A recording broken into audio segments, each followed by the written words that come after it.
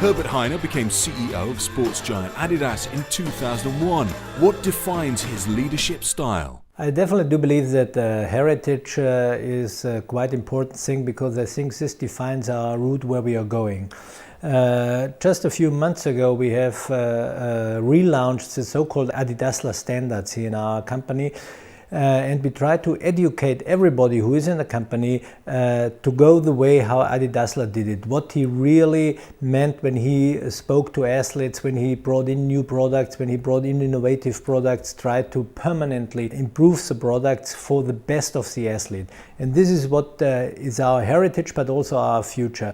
When I took over as CEO beginning of 2001, we had already great success story behind us. You might remember we went to the stock market in 1995, and then we had 4 or 5 good years. But then we came a little bit too self-complacent, a little bit too self-confident. We were not aggressive anymore. The processes were not harmonized anymore. Our lack of innovation was shining through. So my job was not to revolutionize the company again. We had very good pillars for our company, but my job was to make the whole ship much faster and make out of a big tanker speedboats again. And this is what we did at that time.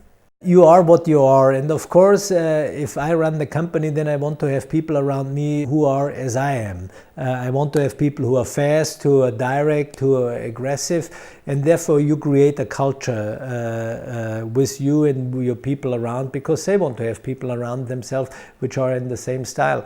And I definitely do believe that we are today much faster, much more proactive, how we cater to the market, how we talk to our consumers, how we bring products and concepts to market, how fast we can react to certain trends in the market. And I think this is what it is all about, that you become faster. Not the size is a decisive factor in my opinion, because otherwise dinosaur still would be alive and all the little animals would be dead. It is the fastest one who will win the race. I mean, in general, it starts with the people which you put in charge. I do remember going back to 2000 when I formulated the new agenda for Adidas. We had around 30 people who were working in R&D. And there were 2 hierarchy levels in between until they come to the board member. What we did at that time, simply, we took out the R&D department and let them directly report to the board member of marketing, so that they go to the highest level. This, on the other hand, also showed the importance which we gave to the R&D department within the organization. The second point was that within the next 12 months we doubled the number of people in R&D. We put much more money into it, and then we put 2 different locations for R&D.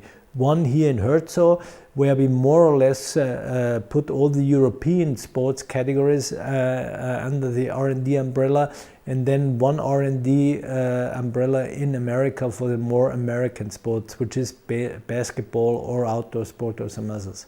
The CEO will always be seen from his employee how things should be done in the company.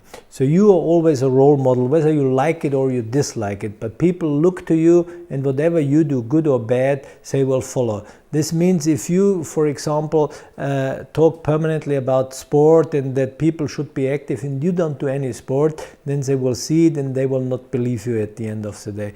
And this goes through whatever you do. So there is a saying in Germany, the fish always stinks from the head.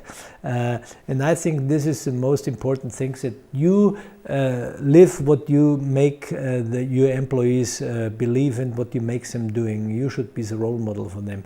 And if you do that, the people will relatively fast realize that you are honest, you say what you do what you are saying, and then you also get their opinion, because they know they don't have to fear any restrictions if they tell you what they think, and you go out. I do sport with our people, we play football together or we run together, and this gives them a feeling that, yeah, I'm one of them and they can tell me what's going on in the company.